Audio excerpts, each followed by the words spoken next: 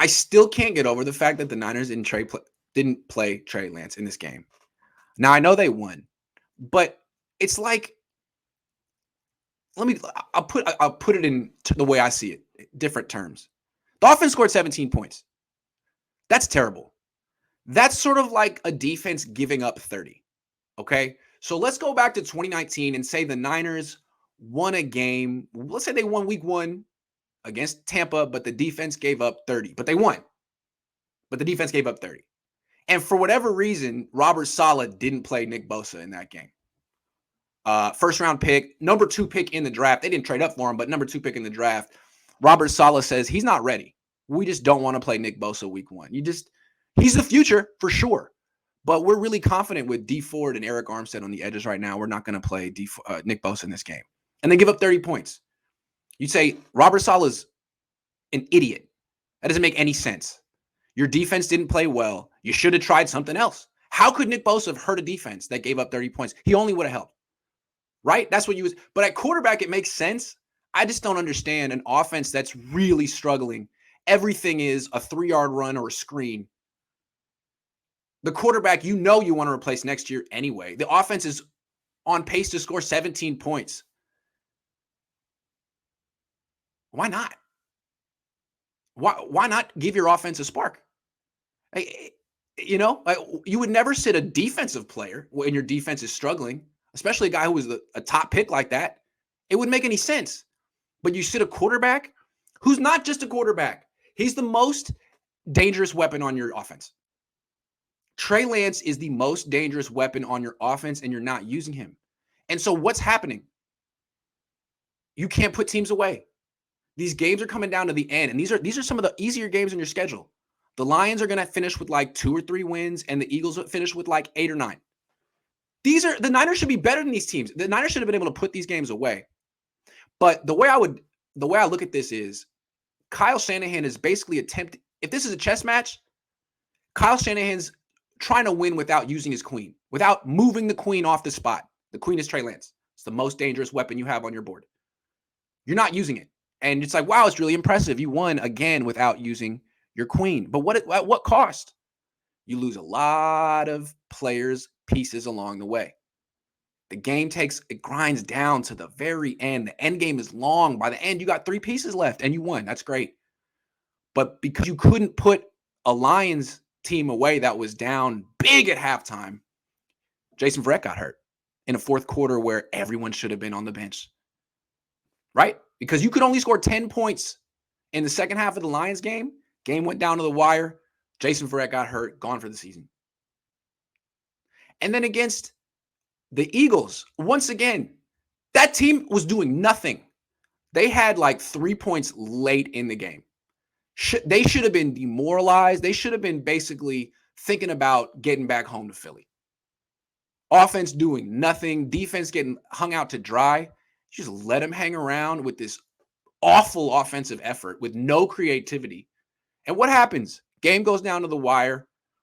Elijah Mitchell gets banged up. You got to bring in JaMychal Hasty. He fumbles. You got to bench him. You bring in Trey Sermon. Gets knocked out on a play that may have been a dirty hit. So now 2 running backs get banged up at the end of a game that should have been in hand. Why was the game not in hand? Because this offense has stunk for the last 6 quarters. It came out hot the first 2 quarters of the season against a bad team. That team adjusted. The Eagles did a really good job. And now you're fighting tooth and nail against teams that probably aren't going to the playoffs and losing players because of it. That's bad strategy, bad leadership. You should be trying to put these games away early, demoralize the team, save your players, right? If this is a war game, we used a chess metaphor just now, and Lance is the queen. If this is the war game, Lance is he's the bazooka. He's the bomb. He's the thing that ends it. But no, you don't want to do that. You want to fight a land war and have a lot of casualties. That's what's happening. And you're squeaking out wins. It doesn't have to be this hard. It doesn't have to be this hard. Trey Lance will add an explosive element to the offense with his legs, with his arms. If Kyle Shanahan can baby Jimmy Garoppolo and call all these short passes and work around his limitations, he can do the same for a rookie who's less limited. and he can develop him at the same time. Now, I think with Kyle Shanahan, I think he would agree with a lot what I'm saying. I think he would agree that Trey Lance is the queen, that he's not using him yet, that he's proud probably that he can win these games without using Lance. And he's probably going to bring him out. I would think he's going to bring him out home opener, prime time. Yeah, that's a great opportunity to look like a genius. Also, I mean, against a defense that's probably not that great, and he can get away with it. But yeah, he should. I mean, I think he would probably say, look, we won. I didn't have to do it. I maintain the element of surprise. I'm going to save this for a game where I really don't.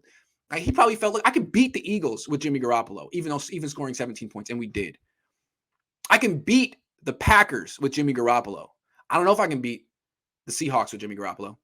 I don't know if I can beat the Cardinals with Jimmy Garoppolo. He's lost the last 2 times he faced those 2 teams. So maybe that's when he's going to bring out the Trey Lance package. But along the way, how many players are you going to get injured? Or not you going to get injured. How many players are going to get injured in the fourth quarter of games that you should have put away already? Jason Verrett, Elijah Mitchell, Trey Sermon. Am I missing anyone? These games should have been over. And if you were playing your best players on offense, they would have been. What you're doing is not using your best weapon on offense. This is what happens. And why are you not using your best weapon on offense? Arrogance, ego. I don't know. You're 2-0. Good for you. That's great. But if you got to start using him, man. You're losing players, and these losses could cause you to lose a game down the line. You're not getting Jason Verrett back. Yeah. So, I mean, what's going on at running back right now? Let's be real clear. Mostert's gone. That's not Kyle Shanahan's fault. Mitchell's banged up. Hasty fumbled. Sermon banged up. Cannon has been on the team for less than a week. They're right back where they were last year. What happened last year? All the running backs got banged up immediately. Mostert was out. Wilson was in and out. Hasty was on the practice squad. Coleman was terrible. McKinnon was the most healthy, durable running back on the team, and he was awful. That's what happened last year. All the running backs got hurt. Now they're in the same position, and a lot of these injuries to running backs came at the end of games that should have been over. That's Kyle Shanahan's stubbornness. I really believe if they just put in Trey Lance and let him do the things that we saw against the Raiders and in training camp, the offense would only be more explosive. It would be better. They would score more points. These games would be easier, and some of these players would still be healthy. All your decisions have consequences, Kyle. If you want to grind out these games that should have been over, this is a very, very violent sport. There's consequences. Let Trey Lance play. You're only holding back his development and making these games more interesting than they need to be. I'm wearing a quality control jacket made by Pierre Laurent, so I have to be right. 7MP says Garoppolo apologist. No, deep down, he's slightly above average, so they overcompensate everything he does. Yep. And it's good that he's slightly above average, but I think what the Niners what they said this offseason is we have higher standards. We want a quarterback who can be a Hall of Famer, and Jimmy's not going to get there. We thought he might. He's not going to get there. He's going to sort of plateau at this good level, and that's what we're seeing. So it seems to me that they should probably find a way. I'm not saying bench him. He's playing too well to get benched, but maybe find a way to start developing the future of the franchise. You've wasted 2 weeks. That's an eighth of the season. He's not developing, running the scout team in practice. I'll tell you that. Vince says, what do you think of Kittle saying, yeah, we have a mobile quarterback, it's Jimmy, or something to that effect? That was the most obvious to get Trey, right? Yeah. I really, really think that this trade up to number 3 was unpopular in the locker room. And that the fact that Kyle Shanahan hasn't really endorsed Trey Lance yet, I really think that the feeling, I'm not in the locker room, but I think the feeling in the locker room is that this was a management move.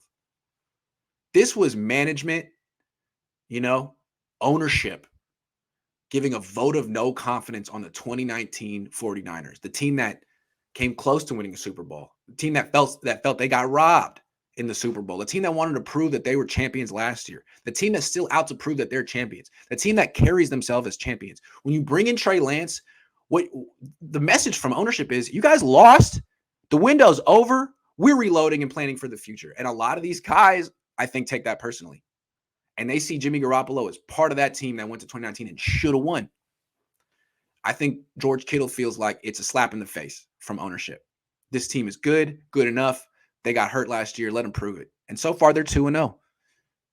So maybe they're going to prove it.